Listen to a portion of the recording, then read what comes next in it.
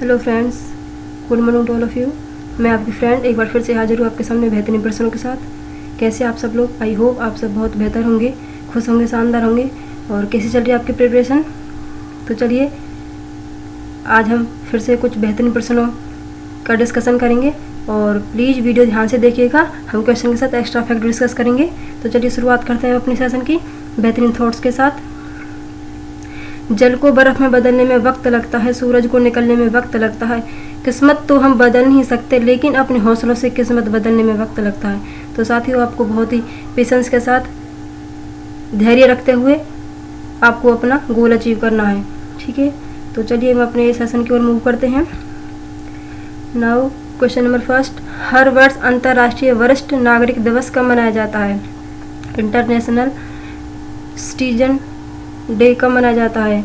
Option number first 21 अगस्त को, second is 22 अगस्त को, third is 20 अगस्त को, फोर्थ इज 26 अगस्त को। तो बताइए हर वर्ष अंतर्राष्ट्रीय वरिष्ठ नागरिक दिवस कब मनाया जाता है? तो हमारा राइट आंसर होगा 21 अगस्त को। 21 अगस्त को हर वर्ष अंतर्राष्ट्रीय वरिष्ठ नागरिक दिवस मनाया जाता है, ठीक है। तो बात आती है इम्पोर्टेंट डेज की। तो आप वीडियो को पॉज कीजिए और जो अगस्त के अभी जो 21 तारीख से पहले के जो इम्पोर्टेंट डेज आए हैं अगस्त मंथ में, वो सारे आप एक बार रिवाइज कीजिए। चलिए मैं आपको रिवाइज करवा देती हूँ फटाफट से। 1 अगस्त को आता है मुस्लिम वीमेंस राइट्स डे, यानी कि मुस्लिम महिला अधिकार दिवस, ये 1 अगस्त को मनाया जाता है। 3 अगस्त को वर्ल्ड संस्कृत डे मनाया जाता है। उसके बाद आता है 6 अगस्त हिरोशिमा डे मनाया जाता है। उसके बाद आता है 7 अगस्त नेशनल हैंडलूम डे मनाया जाता है।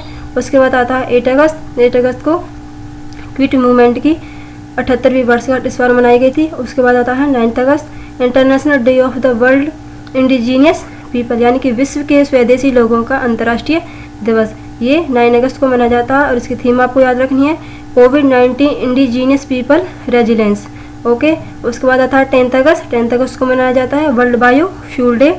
इसकी थीम है जैव ईंधन की ओर आत्मनिर्भर भारत।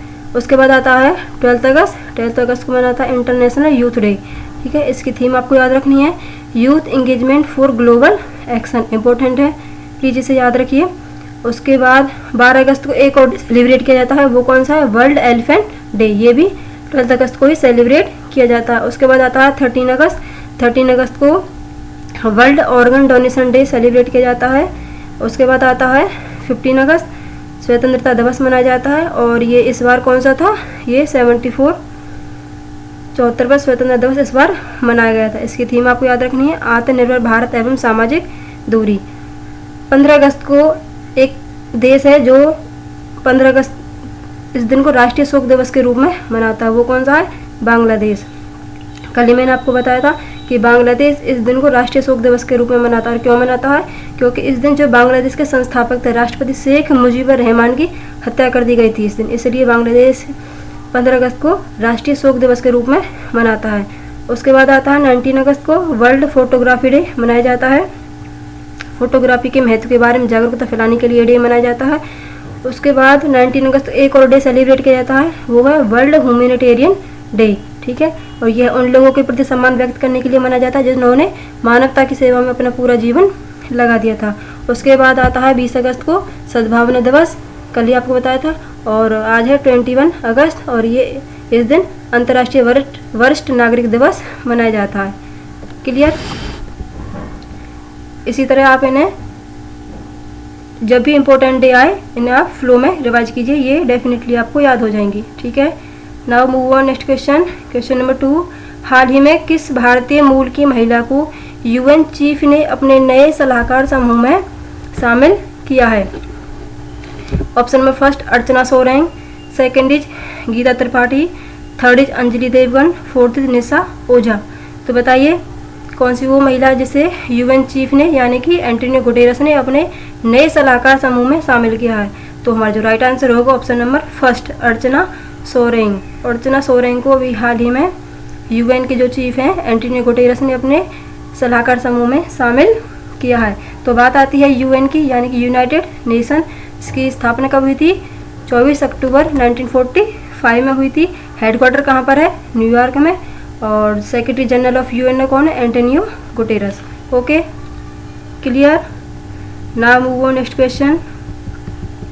क्वेश्चन नंबर 3, हाल ही में भारत की प्रथम सौर ऊर्जा संचालित नौका ने गुस्ताव ट्रे अवार्ड जीता है, जिसका नाम क्या है? Option number first Robin, second is Aditya, third is Indic, fourth is Tej. तो बताइए, भारत की प्रथम सौर ऊर्जा से चलने वाली इलेक्ट्रिक जो बोट है उसने अभी हाल ही में गुस्ताव ट्रे अवार्ड जीता है, उसका नाम क्या है? तो उसका नाम है आदित्य। ठीक है, ये भारत की पहली है, और पहली कोई भी चीज़ हो एग्जाम के पॉइंट ऑफ व्यू से बहुत ही इंपॉर्टेंट होती है, प्लीज़ आप इसे याद रखिए। आदित्य ने अभी हाल ही में ये गुस्ताव ट्रे अवार्ड जीता है। ठीक है, और ये खिताब उसने किस लिए जीता है? इलेक्ट्रिक बोट्स और बोटिंग में उत्कृष्टता के लिए। ठीक है, उसने ये अवार्ड जीता है। Now move on next question. Question number 4, किस खिलाड़ी ने इंग्लिश प्रीमियर लीग में 2019 और 20 सीजन का गोल्डन बूट अवार्ड जीता है? Option number first Emerick Aubameyang, second is Danny लगेस, third is Jamie Vardy, fourth is Kevin De Bruyne. तो बताइए, अभी हाल ही में कौन से खिलाड़ी है जिन्होंने अभी 2019-2020 सीजन का गोल्डन बूट अवार्ड जीता है? तो ये गोल्डन बूट अवार्ड जीता है वो है जेमी वार्डी। जेमी वार्डी ने अभी हाल ही में गोल्डन बूट अवार्ड जीता है, ये एक स्ट्राइकर है। Okay, now move on next question. Question number 5, अभी हाल ही में अगस्त 2020 को माउंट सनामुंग ज्वालामुखी में पुनः विस्फोट हुआ है। यह ज्वालामुखी किस देश में है? First is Italy, second is Brazil, third is Indonesia, fourth is Ecuador. बताइए, अभी हाल ही में माउंट सनामुंग ज्वालामुखी में फिर दोबारा से विस्फोट हुआ है, और ये ज्वालामुखी किस देश में है? तो हमारा राइट आंसर होगा इंडोनेशिया। ठीक है, ये जो माउंट सनामुंग नाम का एक ज्वालामुखी है ये इंडोनेशिया में है, और ये सक्रिय ज्वालामुखियों में से एक है। ठीक है, और ये सुमात्रा द्वीप के माउंट सनामुंग ज्वालामुखी में स्थित है। ठीक है, तो बात आती है इंडोनेशिया की। इंडोनेशिया की कैपिटल क्या थी? जकार्ता, जिसे अब बदलकर क्या कर दिया गया है? ईस्ट कालीमंथन। और कैपिटल क्या है इंडोनेशिया? रुपया। और राष्ट्रपति कौन है? Joko Widodo. Okay, now move on next question. Question number 6, अगस्त 2020 में किस भारतीय राज्य के 2 तटीय गांवों को सुनामी रेडी प्रमाण पत्र प्रदान किया गया है? तो बताइए, अभी हाल ही में भारत के वो कौन से 2 तटीय गांव हैं जिनको अभी हाल ही में यूनेस्को ने सुनामी रेडी प्रमाण पत्र प्रदान किया है? First is Odisha, second is Paschim Bangal, third is Andhra Pradesh, fourth is Tamil Nadu. तो बताइए, हमारा जो राइट आंसर होगा option number first Orissa. Orissa के 2 तटीय गांव हैं जिनको अभी हाल ही में सुनामी रेडी प्रमाण पत्र दिया है, और ये जो उड़ीसा के वेंकट रायपुर जो कि गंजाम जिला में पड़ता है, और दूसरा कौन सा गांव है? नोलिया शाही जो कि जगत सिंहपुर डिस्ट्रिक्ट में पड़ता है। आपसे एग्जैक्ट गांव के नाम भी पूछ सकते हैं। फर्स्ट इज है वेंकट रायपुर जो कि आपके गंजाम डिस्ट्रिक्ट में पड़ता है, सेकेंड इज नोलिया शाही जो कि आपका जगत सिंहपुर डिस्ट्रिक्ट में पड़ता है। और ये प्रमाण पत्र किसने दिया है? ये दिया है यूनेस्को ने। UNESCO means United Nations Educational Scientific and Cultural Organization. इसकी स्थापना कब हुई थी? 1945 में हुई थी। हेडक्वार्टर कहाँ पर है? पेरिस, यानी कि फ्रांस की कैपिटल पेरिस में है। ओके, तो ये आपको इम्पोर्टेंट फैक्ट है जो आपको याद रखने हैं। तो बात आती है उड़ीसा की। उड़ीसा कैपिटल क्या है? भुवनेश्वर। सीएम कौन है? नवीन पटनायक। गवर्नर कौन है? गणेशी लाल। ठीक है, उड़ीसा से रिलेटेड जो एक्स्ट्रा फैक्ट है वो हम डिस्कस कर लेते हैं। उड़ीसा में अभी हाल ही में मौ जीवन पहल की शुरुआत की गई थी, और मो प्रतिभा पहल की शुरुआत भी अभी हाल ही में उड़ीसा में की गई थी। हीरो टू एनिमल अवार्ड जो कि पेटा ने दिया है, जो सीएम है नवीन पटनायक को, ये भी उड़ीसा के जो सीएम है नवीन पटनायक को दिया गया है। ठीक है, हीरो टू एनिमल अवार्ड, और किसने दिया है? ये पेटा ने दिया है।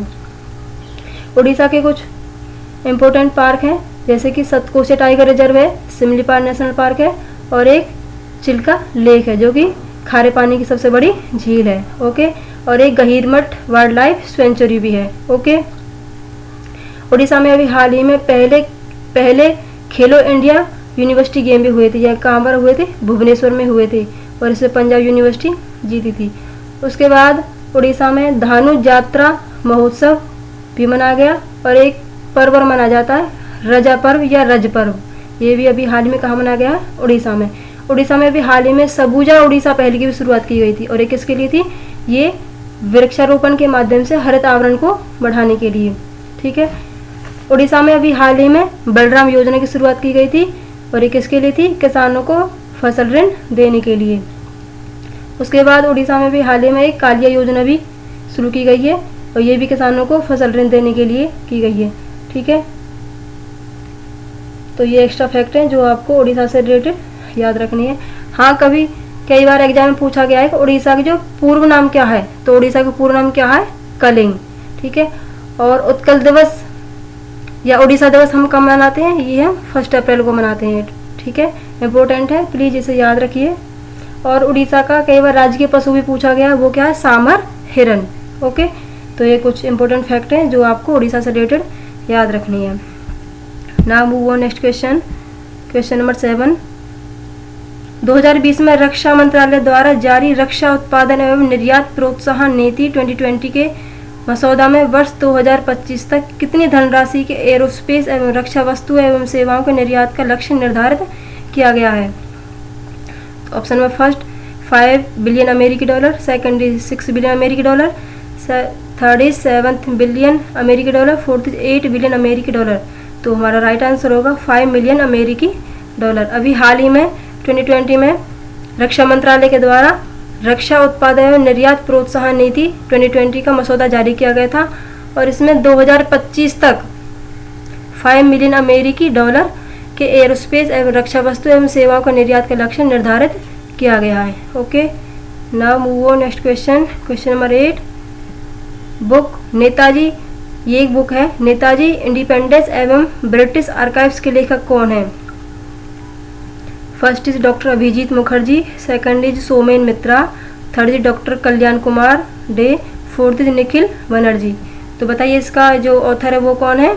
इंडियाज इंडिपेंडेंस एवं ब्रिटिश आर्काइव्स के जो ऑथर है वो है doctor Kalyan Kumar.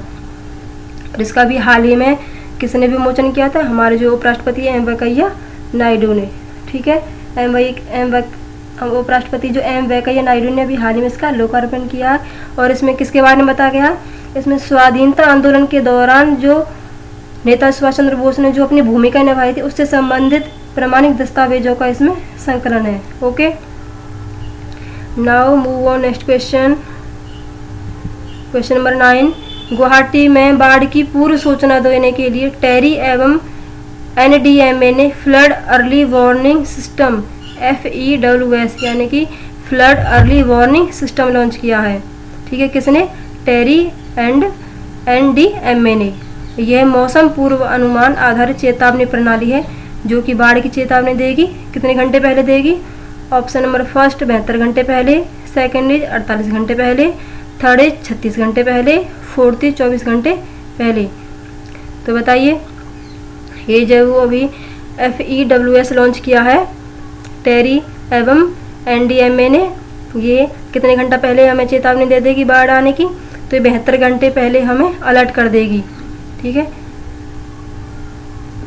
Terry means the energy and resources institute, और NDMA यानी कि नेशनल डिजास्टर मैनेजमेंट अथॉरिटी, इन दोनों ने मिलकर flood early warning system launch किया है। ठीक है, और गुवाहाटी आपका कहाँ पड़ता है? असम में।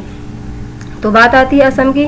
असम की कैपिटल क्या है? दिसपुर। CM कौन है? सर्बानंद सोनोवाल।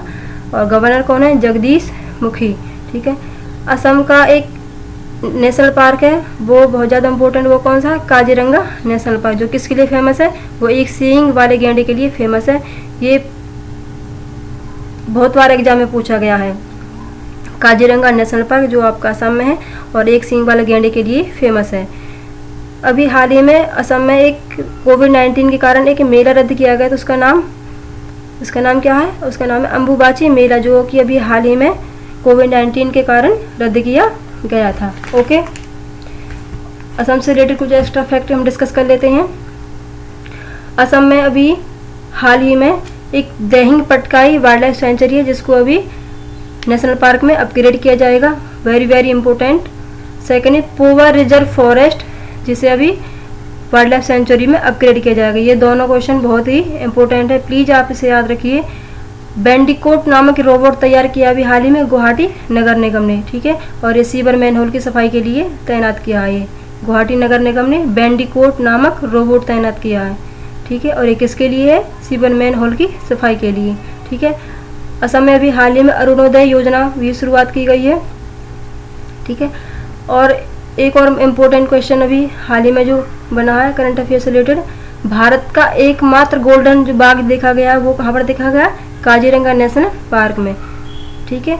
और काजीरंगा नेशनल पार्क कहाँ पर है? असम में, और एक सींग वाले गैंडे के लिए फेमस है, ठीक है। डीन एक्सप्रेस किसे कहा जाता है बताइए? तो डीन एक्सप्रेस कहा जाता है हिमा दास को, जो कि असम से बिलोंग करती है, ओके। और असम में अभी हाल ही में धनवंतरी योजना की शुरुआत की गई थी।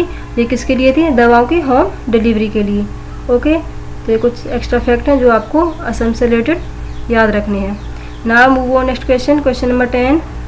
अगस्त 2020 में किस देश ने अंतर महाद्वीपीय बैलिस्टिक मिसाइल मिन्यूटमैन थर्ड का सफल परीक्षण किया है? ऑप्शन नंबर फर्स्ट संयुक्त राज्य अमेरिका, सेकंड इज रूस, थर्ड इज चीन, फोर्थ इज उत्तर कोरिया। तो बताइए अभी हाल ही में किसने बैलिस्टिक मिसाइल मिन्यूटमैन थर्ड का सफल परीक्षण किया है? तो ये किया अभी हाल ही में संयुक्त राज्य अमेरिका ने, ठीक है। संयुक्त राज्य अमेरिका ने अभी हाल ही में मिन्यूटमैन थर्ड का सफल परीक्षण किया है। और ये परीक्षण कहाँ पर किया है? अमेरिका के कैलिफोर्निया के बैंडेनबर्ग एयरफोर्स बेस से, ठीक है। इसकी मारक क्षमता कितनी है? 13,000 किलोमीटर है, और ये सतह से हवा में वार करने वाली ये मिसाइल है, ठीक है। और ये परंपरागत और परमाणु युद्ध शीर्ष ले जाने में भी सक्षम है, ओके।